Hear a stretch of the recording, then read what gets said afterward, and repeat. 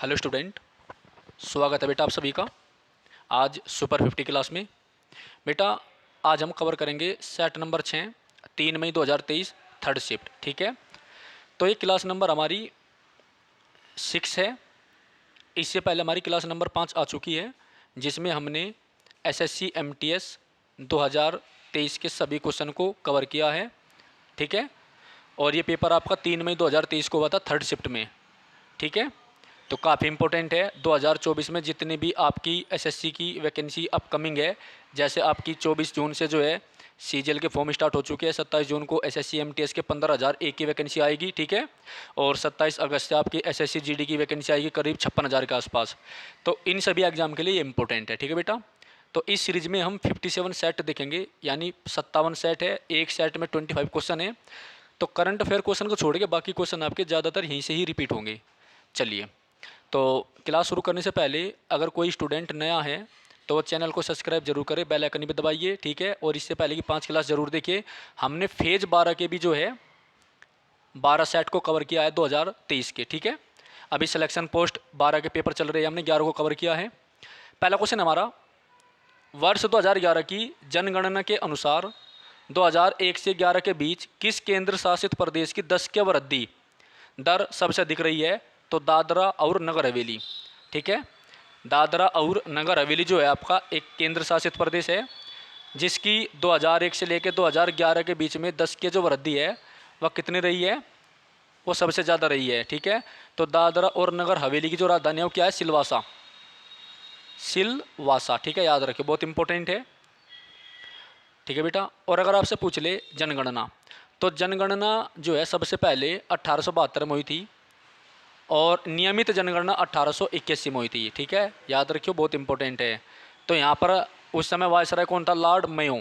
Lord Mayo, Mayo. ठीक है, यहाँ पर कौन था? Lord Ripon. Lord Ripon. ठीक है, काफ़ी इंपॉर्टेंट है, याद रखना।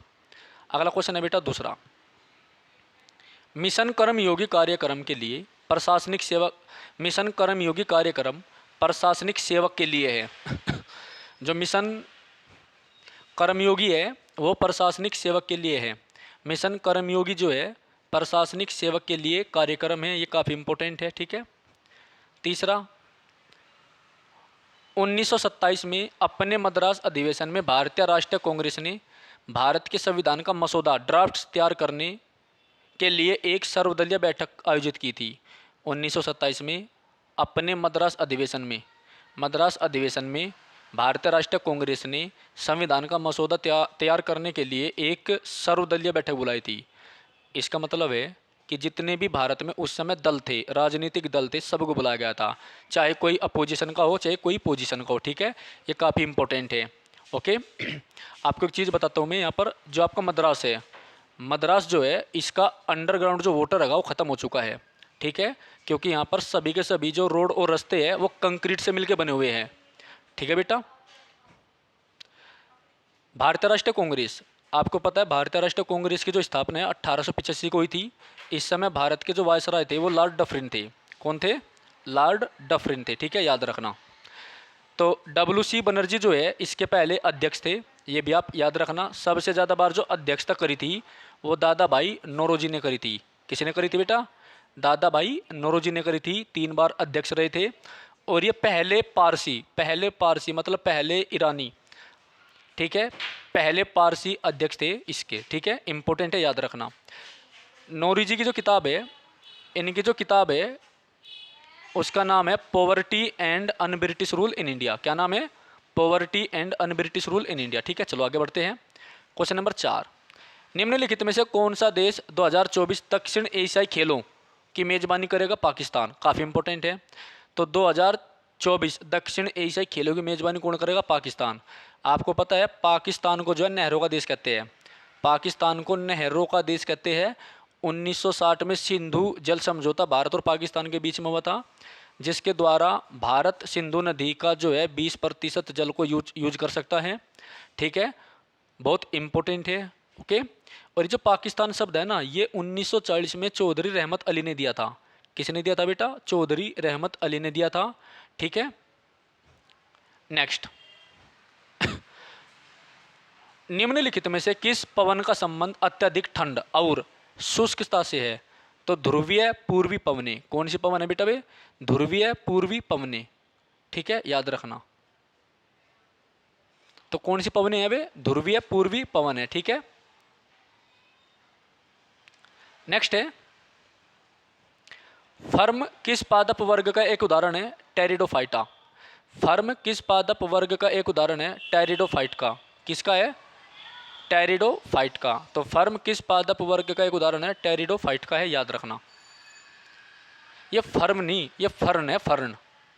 फर्न, फर्न एक प्रकार की जो वनस्पति होती है बेटा। ठीक है, याद रखियो। क्वेश्चन नंबर 7 देखिए, कौन सा अम्ल अमाशय में प्रवेश करने वाले जीवाणुओं को नष्ट कर देता है? हाइड्रोक्लोरिक अम्ल। कौन सा करता है बेटा? हाइड्रोक्लोरिक अम्ल करता है, याद रखना। कौन सा करता है? हाइड्रोक्लोरिक अम्ल करता है, याद रखना। ठीक है, हाइड्रोक्लोरिक अम्ल करता है, ये काफ़ी इंपॉर्टेंट है अपने आप में। पद्मा सुब्रमण्यम निम्नलिखित में से किस नृत्य शैली से संबंधित है? भरतनाट्यम से। ये आपका स्टैटिक का क्वेश्चन है, काफ़ी इंपॉर्टेंट है, थोड़ा सा ध्यान देना इस चीज़ पर आप। तो कौन सा अम्ल अमाशय में, अमाशय मतलब पेट में प्रवेश करने वाले जीवाणुओं को नष्ट कर देता? हाइड्रोक्लोरिक एसिड यानी HCl। ठीक है, याद रखना, बहुत इंपॉर्टेंट है। तो पद्मा सुब्रमण्यम निम्नलिखित में से किस नृत्य शैली की प्रसिद्ध नृत्यांगना है? वह है भरतनाट्यम की। किसकी है बेटा? भरतनाट्यम की। ठीक है, 9वां क्वेश्चन है, वी सत्यनारायण शर्मा को वर्ष 1970 में कुचिपुड़ी के लिए, वी सत्यनारायण शर्मा को 1970 में कुचिपुड़ी के लिए पद्मश्री से सम्मानित किया गया था। पद्मश्री से सम्मानित किया गया था। ठीक है, याद रखना। 10वां 1895 में अन्य भारतीयों के साथ महात्मा गांधी ने नस्लीय भेदभाव का विरोध करने के लिए 1895 में अन्य भारतीयों के साथ महात्मा गांधी ने नस्लीय भेदभाव का विरोध करने के लिए नेटाल कांग्रेस की स्थापना करी थी। किसकी स्थापना की गई थी? नेटाल कांग्रेस, बहुत इंपॉर्टेंट है। ठीक है, अगर हम महात्मा गांधी की बात करें बेटा, तो आपको पता है 2 अक्टूबर को पैदा हुआ था। 2 अक्टूबर को पैदा हुआ था। इसे अंतर्राष्ट्रीय अहिंसा दिवस और गांधी जयंती के रूप में हम अपने देश में सेलिब्रेट करते हैं। तो गांधी जयंती भारत सरकार का तीसरा सबसे बड़ा राष्ट्रीय पर्व है। क्या है? तीसरा बड़ा राष्ट्रीय पर्व है। ठीक है, याद रखना आप इस बात को।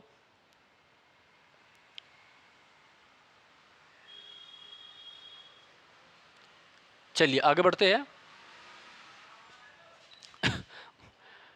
महात्मा गांधी ने सबसे पहले जो चंपारण जो था सत्याग्रह, वो 1906 में, महात्मा गांधी ने सबसे पहले सत्याग्रह की शुरुआत 1906 में जो है 1906 में दक्षिण अफ्रीका में से की थी। कहाँ से की थी? साउथ अफ्रीका से। और भारत में 1917 से। 1920 में असहयोग आंदोलन चलाया था। 30 में सविनय अवज्ञा आंदोलन चलाया था। ठीक है, और 1931 का जो दूसरा गोलमेज सम्मेलन था उसमें महात्मा गांधी ने पार्टिसिपेट किया था। ठीक है, याद रखना। तो जो हमारी तीनों के तीनों राउंड समिट हैगी, जो हमारी तीनों की तीनों गोल में सम्मेलन है, राउंड समिट है बेटा, उसमें भाग लेने वाले भारत के एकमात्र संवैधानिक सलाहकार कौन थे? वो थे डॉक्टर बी आर अम्बेडकर। कौन थे? B R Ambedkar. ठीक है, याद रखियो, काफ़ी इंपॉर्टेंट है। ओके, चलिए आगे। तो ये क्वेश्चन हमारा हो गया। इसके बाद है आपका 11वां क्वेश्चन। सवर्ण सिंह समिति की सिफारिश पर 1942 में, सवर्ण सिंह समिति की सिफारिश पर 42वां संशोधन 1976 में किया गया था, जिसमें भाग 4 में मौलिक कर्तव्यों को शामिल किया गया था। ये काफ़ी इंपॉर्टेंट है। तो जो आपका 42वां संविधान संशोधन है, जो आपका 42वां संविधान संशोधन है, ये 1976 में होता है। आप ये याद रखना। ठीक है, काफ़ी इंपॉर्टेंट है। 12वां क्वेश्चन है, बैसाखी महोत्सव प्रमुख रूप से पंजाब और हरियाणा में मनाया जाता है। तो जो बैसाखी महोत्सव है, ये एक फसल महोत्सव है जो पंजाब में और हरियाणा में मनाया जाता है। ठीक है, याद रखो, इंपॉर्टेंट है।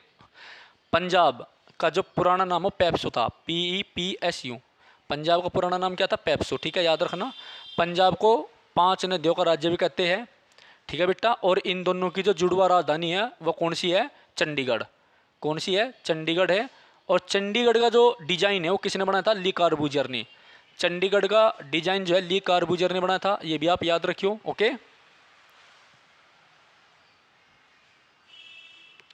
चलिए आगे। अंतर्राज्य परिषद में भारत के प्रधानमंत्री द्वारा मनोनीत केंद्रीय मंत्री परिषद में केंद्र के 6 मंत्री होते हैं। कितने मंत्री हुए? 6 मंत्री होते हैं, ठीक है, याद रखियो। तो मंत्री जो है हमारे 3 प्रकार के होते हैं। मंत्री जो हमारे 3 प्रकार के होते हैं। नंबर 1 कैबिनेट मंत्री। कौन से होते हैं बेटा? कैबिनेट मंत्री होते हैं।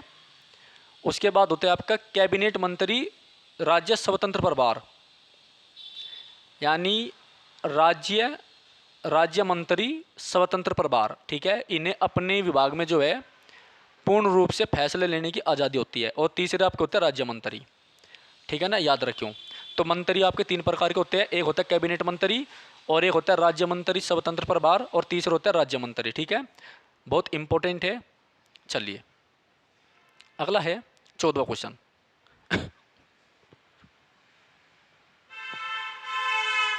India's struggle for independence. India's struggle for independence Vipin Chandra Pal द्वारा लिखी गई पुस्तक में से एक है, इंपॉर्टेंट है। केंद्रीय कृषि मंत्री नरेंद्र सिंह तोमर ने अक्टूबर 2022 में यह घोषणा की है कि केंद्र सरकार कृषि व्यवसायों के लाभकारी विचारों का समर्थन करने के लिए करोड़ का एक्सेलरेटर प्रोग्राम शुरू करेगी। अच्छा, कितने करोड़ का? तो 500 करोड़ का करेगी भाई, छोड़ दो इसको तो। हो रहा किस युद्ध के कारण विजयनगर साम्राज्य का पतन हुआ था? वो कौन सा युद्ध था जिसके कारण विजयनगर साम्राज्य का पतन हुआ था? ठीक है, याद रखियो।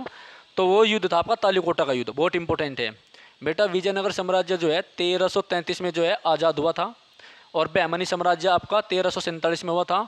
तो विजयनगर साम्राज्य को आज़ाद कराने में जो है हरिहर बुक्का यानी हरिहर अलग था और बुक्का अलग था, 2 भाई थे। इन्होंने इसको आज़ाद करवाया था। पहले ये हिंदू थे, बाद में मुस्लिम बने, फिर हिंदू बनते हैं, ठीक है। तो तालीकोटा का जो युद्ध हुआ था वो 1565 में हुआ था। कब हुआ था? 1565 में। इसे राक्षस तागड़ी का युद्ध भी कहते हैं, जिसमें बहमनी साम्राज्य ने, बहमनी प्लस बिदर ने जो है विजयनगर साम्राज्य को जड़ से ख़त्म कर दिया था। तो विजयनगर साम्राज्य का जो अवशेष है वो कर्नाटक के हम्पी से मिले थे। कहाँ से मिले थे बेटा?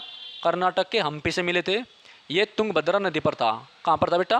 तुंगभद्रा नदी पर था, ठीक है, इंपॉर्टेंट है, याद रखियो। चलो आगे बढ़ते हैं। 17वां, आरक्षित नगदी निधि अनुपात मुद्रा आपूर्ति को नियंत्रित करने के लिए साधन है केवल सेकंड, यानी परिमाणात्मक। चलो इसको छोड़ो, ये इकोनॉमिक्स का क्वेश्चन है आपका। निम्नलिखित में से किसे वर्ष 2001 में भारत रत्न से सम्मानित किया गया था जिन्हें शहनाई को विवाह मंडप में जिन्होंने शहनाई को विवाह मंडप में कंसर्ट हॉल तक ले जाने का श्रेय दिया जाता है? बिस्मिल्लाह खां। तो काफ़ी इंपॉर्टेंट है बिस्मिल्लाह खां, ठीक है। तो 2001 में भारत रत्न से सम्मानित किया गया था, ठीक है।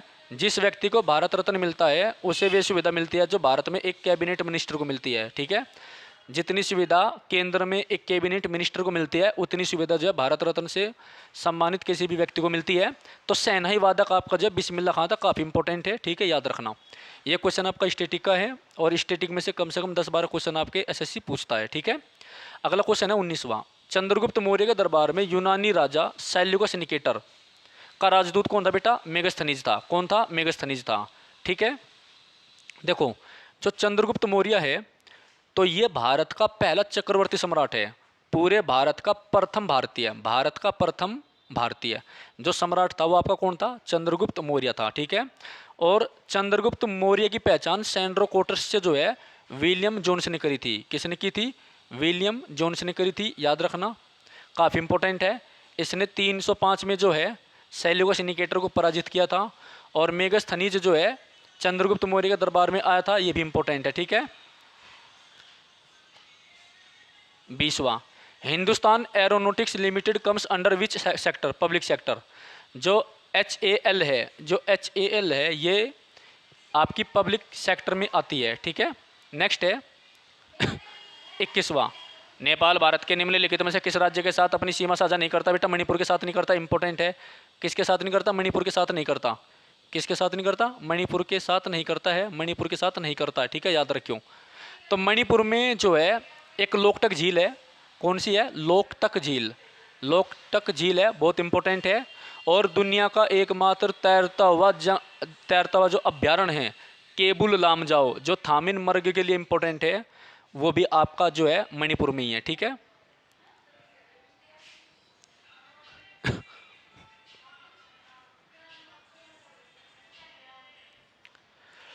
कोनेरू हम्पी, कोनेरू हम्पी निम्नलिखित में से किस खेल से संबंधित है? शतरंज से।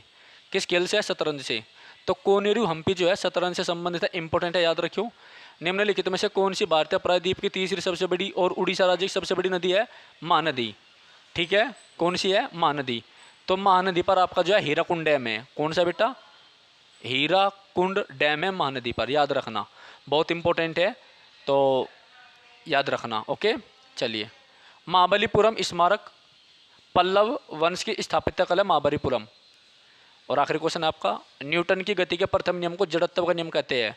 ठीक है, लॉ ऑफ इनर्शिया कहते हैं। इट मीन्स कि इस नियम के अनुसार प्रत्येक वस्तु अपनी रेस्ट की पोजीशन में रहना पसंद करती है। ठीक है, जब तक उस पर कोई एक्सटर्नल फोर्स कार्य न करे। तो न्यूटन ने अपने 3 नियम दिए थे। इसे प्रथम नियम को जो गैलीलियो का नियम भी बोलते हैं, गैलीलियो का नियम भी बेटा इसको हम बोलते हैं। ठीक है, याद रखियो। ओके, तो ये आपका सेट नंबर 6 था और क्लास नंबर भी 6 थी, जिसमें हमने टोटल 25 क्वेश्चन कवर अप करे। तो अगर बेटा आपको क्लास पसंद आई तो चैनल को सब्सक्राइब जरूर करें, बेल आइकन भी दबाइए। फिर मिलते हैं सेट नंबर 7 के लिए क्लास नंबर 7 में। ठीक है, धन्यवाद।